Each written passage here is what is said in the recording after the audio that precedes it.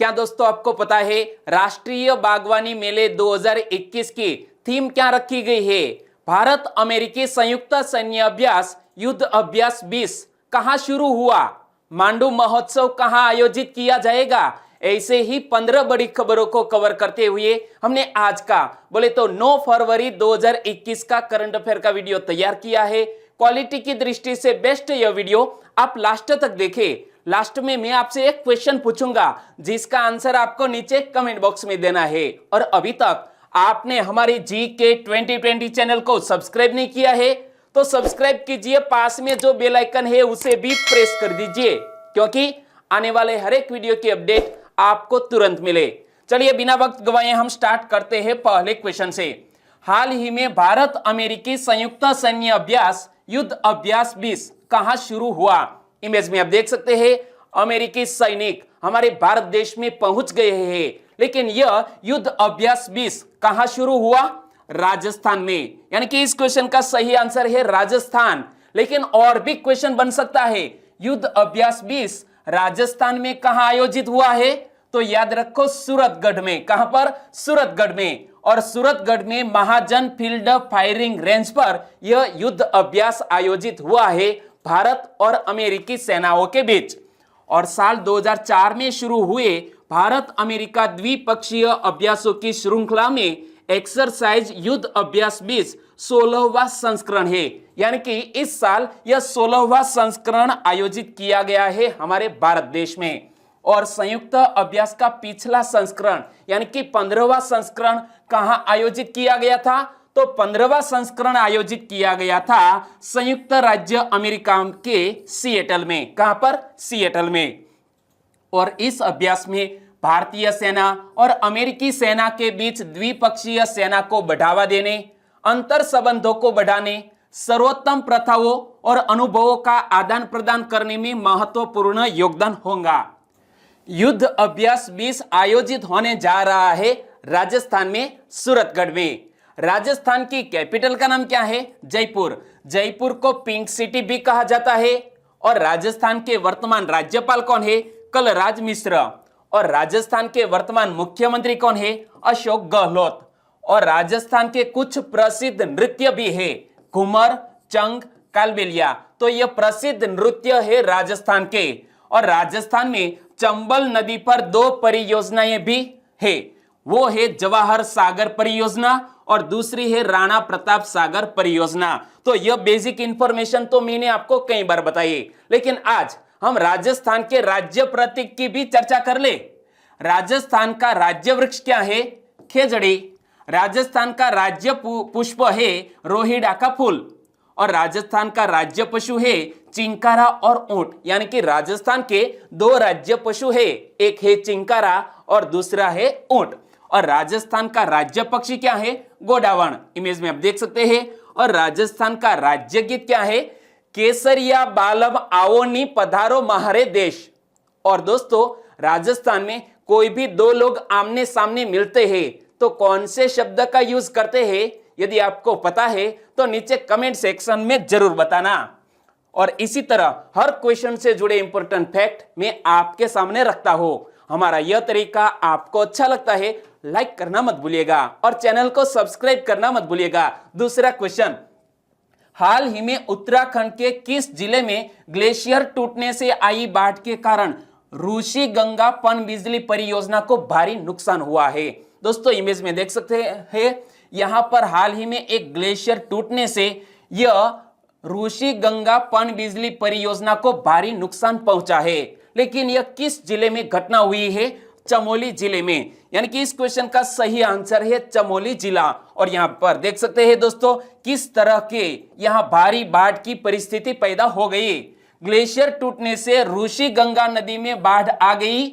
ऋषि गंगा स्थित 13.2 मेगावाट क्षमता वाली पनबिजली परियोजना इस बाढ़ में बह गई।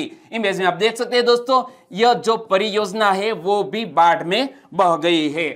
और तपोवन में धौली गंगा नदी पर बनी एनटीपीसी की पनबिजली परियोजना को भी बाढ़ से भारी नुकसान पहुंचा है। और धौली गंगा अलकनंदा की सहायक नदी है। तो यह फैक्ट भी आपको याद रखना चाहिए। जहां पर यह हादसा हुआ है यह इस तरह के ग्लेशियर टूटने की घटना हुई है तो यह धौलीगंगा अलकनंदा की सहायक नदी है।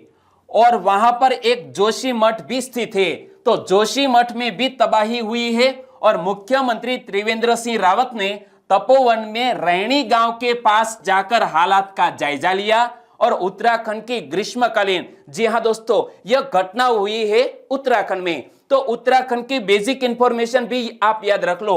उत्तराखंड की ग्रीष्मकालीन कैपिटल का नाम क्या है? गैरसैंण। और गैरसैंण वो भी चमोली जिले में ही स्थित है। और उत्तराखंड की दूसरी शीतकालीन कैपिटल है देहरादून। तो यह फैक्ट भी याद रख लीजिए। और जब यहां दो कैपिटल की बात आती है तो हमारे भारत देश में 5 ऐसे हमारे या तो केंद्र शासित प्रदेश या राज्य है जिसकी 2 कैपिटल है। तो यहां आप मैप में देख सकते हैं दोस्तों, यह पुराना नक्शा है दोस्तों, यह है जम्मू कश्मीर और यहां पर है उत्तराखंड, यहां पर उत्तराखंड, यह है हिमाचल प्रदेश, यहां पर महाराष्ट्र और आंध्र प्रदेश। ये 5 की 2 कैपिटल है, तो उनके बारे में भी चर्चा कर ले। उत्तराखंड देश का ऐसा 5वां राज्य बन गया है जिनके पास 1 से अधिक राजधानियां है। एक है गैरसैंण और दूसरी क्या मैंने शीतकालीन बताया, आपको याद रह गया, वेल डन, देहरादून। ओके, चलो आंध्र प्रदेश की 3 राजधानियों की बात है। एक तो है अमरावती, दूसरी है कर्नूल और तीसरी है विशाखापत्तनम। क्लियर? हिमाचल प्रदेश की 2 कैपिटल, यहां पर हिमाचल प्रदेश ग्रीन कलर में, तो इसकी 2 कैपिटल, एक है शिमला और दूसरी है धर्मशाला। और ये है महाराष्ट्र, महाराष्ट्र की 2 कैपिटल मुंबई और नागपुर। और जम्मू कश्मीर की 2 कैपिटल श्रीनगर और जम्मू। क्लियर? Thank you. तीसरा क्वेश्चन, 13 और 14 फरवरी को पर्यटकों के लिए मांडू महोत्सव कहां आयोजित किया जाएगा? 13 और 14 फरवरी को मांडू महोत्सव 2 दिन के लिए आयोजित किया जाने वाला है मध्य प्रदेश में। यानी कि इस क्वेश्चन का सही आंसर है मध्य प्रदेश। मध्य प्रदेश पर्यटन 2 दिवसीय मांडू महोत्सव का आयोजन 13 और 14 फरवरी को कर रहा है। और इसमें heritage walk, cycling tour, photo प्रतियोगिता, योग कार्यशाला, संगीत प्रदर्शन, लाइट शो जैसी गतिविधियां शामिल होंगी यह मांडू महोत्सव में। और मध्य प्रदेश के मुख्यमंत्री कौन है? शिवराज सिंह चौहान। मध्य प्रदेश की वर्तमान राज्यपाल कौन है? आनंदीबेन पटेल। और मध्य प्रदेश की कैपिटल का नाम है भोपाल। तो यह फैक्ट तो मैंने आपको कई बार बताए, लेकिन याद रखो मध्य प्रदेश से जुड़ी जनवरी 2021 की कौन कौन सी घटनाओं जो हमें याद रखनी चाहिए एग्जामिनेशन के पॉइंट ऑफ व्यू से, तो याद रखो यह है जनवरी 2021 की मध्य प्रदेश हाइलाइट्स। हाल ही में पथराव करने वालों के खिलाफ एक नया कानून किस राज्य की सरकार ने पारित किया? मध्य प्रदेश की सरकार ने। ट्राई फूड पार्क की स्थापना कहां की जाएगी? मध्य प्रदेश में। हाल ही में लॉन्च पैड योजना किस राज्य की सरकार ने शुरू की है? मध्य प्रदेश की सरकार ने। क्लियर? आगे बढ़े। चौथा क्वेश्चन, हाल ही में मेदिकेरी में जनरल तिमैया संग्रहालय का उद्घाटन किसने किया है? हमारे वर्तमान राष्ट्रपति रामनाथ कोविंद ने दोस्तों 3 दिन का कर्नाटक का दौरा किया। और इस अवसर पर हमारे राष्ट्रपति रामनाथ कोविंद जी ने मेदिकेरी में जनरल तिमैया संग्रहालय का उद्घाटन किया। यानी कि इस क्वेश्चन का सही आंसर है रामनाथ कोविंद। इमेज में आप देख सकते हैं। तो 3 दिन के दौरे में हमारे राष्ट्रपति ने कौन कौन से उद्घाटन किए, कहां कहां पर उन्होंने शिरकत की, तो उनकी बात करें, राष्ट्रपति रामनाथ कोविंद कर्नाटक के 3 दिन के दौरे पर थे। बेंगलुरु में राजीव गांधी स्वास्थ्य विज्ञान विश्वविद्यालय के 23वें दीक्षांत समारोह में मुख्य अतिथि थे। इमेज में आप देख सकते हैं। और यह दीक्षांत समारोह में किसको डॉक्टर ऑफ साइंस की उपाधि प्रदान की गई है? तो जहां पर हमारे राष्ट्रपति रामनाथ कोविंद गए तो इस दीक्षांत समारोह में एक न्यूरोसर्जन डॉक्टर है जिसका नाम है अलंगार सत्यरंजन दास हेगड़े, तो उनको डॉक्टर ऑफ साइंस की उपाधि से नवाजा गया। और राष्ट्रपति रामनाथ कोविंद के बारे में आगे बताऊं तो हाल ही में एरो इंडिया शो का आयोजन किया गया बेंगलुरु में। तो यह एरो इंडिया शो 2021 के समापन समारोह में भी हमारे राष्ट्रपति रामनाथ कोविंद ने हिस्सा लिया और ताल कावेरी जाकर कावेरी नदी की अर्चना भी की। और यह पहला मौका है जब किसी राष्ट्रपति ने ताल कावेरी का दौरा किया हो। और इमेज में आप देख सकते हैं हमारे राष्ट्रपति रामनाथ कोविंद उनकी धर्मपत्नी और उनकी बेटी भी यहाँ शामिल है। तो मेदिकेरी में जनरल तिमैया संग्रहालय का भी उद्घाटन किया और जनरल तिमैया के पूर्व आवास को ही संग्रहालय के रूप में परिवर्तित किया गया है। पांचवा क्वेश्चन, लद्दाख के पहले विकास सम्मेलन की अध्यक्षता किसने की है? लद्दाख हमारा केंद्र शासित प्रदेश, तो उनके यह पहले विकास सम्मेलन की अध्यक्षता लद्दाख के लेफ्टिनेंट गवर्नर कौन? आर के माथुर, राधा कृष्ण माथुर ने यह पहले विकास सम्मेलन की अध्यक्षता की। यानी कि इस क्वेश्चन का सही आंसर है आर के माथुर। लद्दाख के अधिकारियों ने लेह में पहला विकास सम्मेलन आयोजित किया और उपराज्यपाल आर के माथुर ने एक दिन के इस सम्मेलन की अध्यक्षता की है। और लद्दाख परिकल्पना 2050 को पूरा करने के बारे में अगले 5 वर्षों के लिए प्रत्येक विभाग की कार्य योजना और परिकल्पना के संबंध में विचार विमर्श हुआ और केंद्र शासित प्रदेश बनने के बाद लद्दाख सरकार ने पहला विकास सम्मेलन आयोजित किया है। तो यह बात याद रख लीजिए कि लद्दाख सरकार ने पहला विकास सम्मेलन आयोजित किया है। और जब बात आती है लद्दाख के, तो लद्दाख की कैपिटल का नाम क्या है? और लद्दाख में एक पश्मीना, तो यह पश्मीना क्या है? उनके बारे में आप कुछ जानते हैं तो नीचे कमेंट सेक्शन में जरूर बताना। छठा क्वेश्चन, प्रधानमंत्री पथ विक्रेता योजना में कौन देश में प्रथम स्थान पर रहा? प्रधानमंत्री पथ विक्रेता योजना, इसे हम प्रधानमंत्री स्वनिधि योजना के नाम से भी जानते हैं। तो इसको लागू करने के मामले में दोस्तों पहले स्थान पर रहा है इंदौर शहर। यानी कि इस क्वेश्चन का सही आंसर है इंडिया का सबसे क्लीनेस्ट सिटी इंदौर। तो देखो, प्रधानमंत्री पथ विक्रेता आत्मनिर्भर निधि यानी कि पीएम स्वनिधि योजना में इंदौर देश में पहला ऐसा शहर हो गया है जहां गरीब और जरूरतमंद लोगों को सर्वाधिक लाभ मिला है। किस योजना के तहत? PM street vendors Atmanirbhar Nidhi, जिसे शॉर्ट में पीएम स्वनिधि के नाम से हम जानते हैं। तो इंदौर शहर में ऐसे करीब 31,000 लोगों को सरकार ने 10,000 रुपये का ब्याज मुक्त ऋण देकर उनके लिए आत्मनिर्भर बनने की नई राह तैयार की है, जो बड़े शहरों में सर्वाधिक है। और यहां पर लिखा है कि पीएम स्वनिधि योजना क्या है? तो यह a special micro credit facility for street vendor, यानी कि जो भी ठेले लगाने वाले हैं उनको 10,000 रुपये का ब्याज मुक्त ऋण प्रदान किया जाता है आत्मनिर्भर बनने के लिए। और इसमें टॉप पर रहा है इंदौर। तो देखो, लगातार चौथी बार मध्य प्रदेश के शहर इंदौर को सबसे स्वच्छ शहर का खिताब हासिल हुआ है। और इस सर्वे में गुजरात के सूरत को दूसरा सबसे स्वच्छ शहर चुना गया है, जबकि महाराष्ट्र के नवी मुंबई को तीसरा स्थान प्राप्त हुआ है। तो यह फैक्ट भी याद रख लीजिए। सातवां क्वेश्चन, हाल ही में अख्तर अली का निधन हो गया, वे किस खेल से जुड़े थे? इमेज में आप देख सकते हैं अख्तर अली का निधन हो गया। तो आंसर इस इमेज में ही छिपा है। यहां पर बैकग्राउंड में आप देख सकते हैं यह मैदान किसका है? यह मैदान है टेनिस का। यानी कि अख्तर अली एक जाने माने टेनिस प्लेयर थे, इसलिए इस क्वेश्चन का सही आंसर है टेनिस प्लेयर। भारत के पूर्व टेनिस खिलाड़ी अख्तर अली का कोलकाता के अपने निवास स्थान पर निधन हो गया। और अख्तर अली ने साल 1958 से लेकर 1964 के बीच टेनिस खिलाड़ी के रूप में इंटरनेशनल लेवल पर भारत का प्रतिनिधित्व किया था। और उनके 2 दिग्गज शिष्य भी है, इमेज में आप देख सकते हैं। तो अख्तर अली को साल 2015 में पश्चिम बंगाल की सरकार ने बंगाल के सर्वोच्च खेल पुरस्कार से भी सम्मानित किया था। और अख्तर अली ने दिग्गज खिलाड़ी लिएंडर पेस और जीशान जैसे प्रतिभाशाली खिलाड़ियों को तैयार करने में अहम भूमिका भी निभाई थी, जिसका हाल ही में निधन हो गया है। दोस्तों नाम मत भूलिएगा, अख्तर अली किस इवेंट से जुड़े हैं? टेनिस। आठवां क्वेश्चन, हाल ही में सिटीजन ऑफ मुंबई पुरस्कार से किसको सम्मानित किया गया है? सिटीजन ऑफ मुंबई पुरस्कार से सम्मानित किया गया है इकबाल सिंह चहल को।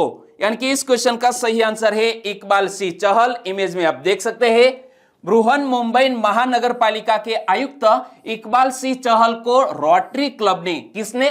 रोटरी क्लब ने कोरोना काल के दौरान मुंबई वासियों की अथक सेवा करने के लिए सिटीजन ऑफ मुंबई पुरस्कार से सम्मानित किया है। और महानगर पालिका के मुख्यालय में विशेष समारोह में उन्हें यह पुरस्कार प्रदान किया गया। इमेज में आप देख सकते हैं, नाम मत भूलिएगा, इकबाल सिंह चहल, और उन्होंने जीता है सिटीजन ऑफ मुंबई पुरस्कार।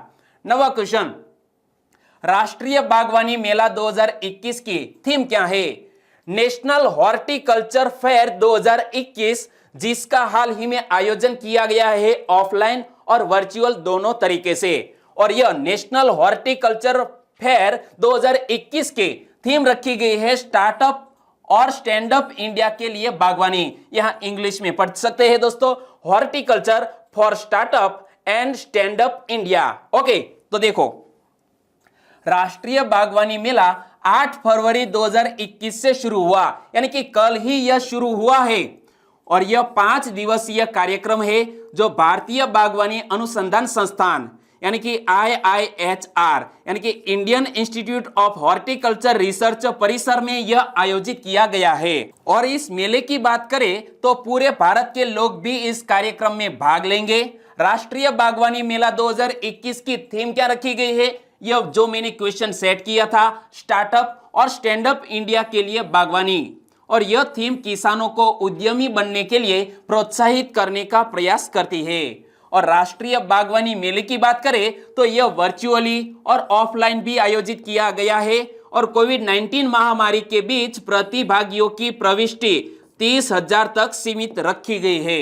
और भारतीय बागवानी अनुसंधान संस्थान की बात करें यानी कि IIHR, तो यह एक स्वायत्त संगठन है और यह बागवानी के विभिन्न पहलुओं पर बुनियादी, रणनीतिक, अग्रिम और अनुप्रयुक्त अनुसंधान करने में कार्यरत है। और भारतीय बागवानी अनुसंधान संस्थान की आगे बात करें तो इसका हेडक्वार्टर कहां पर स्थित है? कर्नाटक के बेंगलुरु में। यह संस्थान भारतीय कृषि अनुसंधान परिषद यानी कि ICAR की सब्सिडियरी है और यह कृषि मंत्रालय के नोडल प्रमुख के तहत काम करता है। 10वां क्वेश्चन, तिरुमाला तिरुपति देवस्थानम देवी पद्मावती के लिए मंदिर का निर्माण कहां करेगा? तिरुमाला तिरुपति देवस्थानम देवी पद्मावती के लिए मंदिर का निर्माण करने जा रहा है चेन्नई में, यानी कि इस क्वेश्चन का सही आंसर है चेन्नई। तिरुमाला तिरुपति देवस्थानम यानी कि TTD ने 6.85 करोड़ रुपए के अनुमानित बजट पर चेन्नई में देवी पद्मावती के लिए एक मंदिर बनाने का निर्णय लिया है। और देवी पद्मावती मंदिर के लिए 14,880 वर्ग फुट की जगह पर बनाया जाएगा। और इस मंदिर के लिए भूमि दक्षिण भारतीय अभिनेता P कंचना द्वारा दान में दी गई थी। 11वां क्वेश्चन, हाल ही में जॉर्ज P शूट्स का निधन हो गया। वे किस देश के पूर्व विदेश मंत्री थे?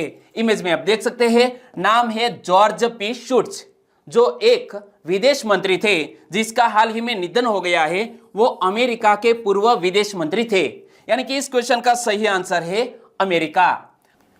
अमेरिका के पूर्व विदेश मंत्री जॉर्ज P शूट्स का निधन हो गया। वह 100 साल के थे। उन्होंने 1980 के दशक में शीत युद्ध के दौरान सोवियत संघ के साथ संबंधों में सुधार करने और पश्चिमी एशिया में शांति बनाने की कोशिश की। और जीवन पर्यंत रिपब्लिकन पार्टी से ताल्लुक रखने वाले शूट्स ने मंत्रिमंडल में कई पद संभाले, जैसा कि वह राष्ट्रपति रिचर्ड M निक्सन के कार्यकाल में श्रम मंत्री और वित्त मंत्री थे। वहीं राष्ट्रपति रोनाल्ड रीगन के कार्यकाल में वह विदेश मंत्री रहे। 12वां क्वेश्चन, कब तक भारतीय रेलवे विश्व की पहली प्रदूषण रहित रेल बन जाएगी? इंडियन रेलवे 2030 तक विश्व की पहली प्रदूषण रहित रेल बन जाएगी, यानी कि इस क्वेश्चन का सही आंसर है 2030, और जिसका जिक्र हमारे रेल मंत्री पीयूष गोयल जी ने किया है। रेल मंत्री पीयूष गोयल के मुताबिक केंद्रीय बजट में अगले 3 वर्ष में देश की सभी रेलवे लाइनों के विद्युतीकरण का लक्ष्य रखा गया है, यानी कि 2023 तक सभी रेलवे लाइनों का विद्युतीकरण किया जाएगा। और पीयूष गोयल ने कहा है कि 2023 तक सभी ट्रेन डीजल मुक्त हो जाएंगे और इसके साथ ही 2030 तक भारतीय रेलवे विश्व की पहली प्रदूषण रहित रेल बन जाएगी, और इसका जिक्र किया है हमारे रेल मंत्री ने। और जब भी रेलवे की बात आती है तो रेलवे से जुड़े कुछ क्वेश्चन हर बार मैं आपके सामने लेकर आता हूं। आज 3 नए क्वेश्चन की चर्चा कर ले। विश्व में प्रथम रेल कब चली? 1825 में इंग्लैंड में चली।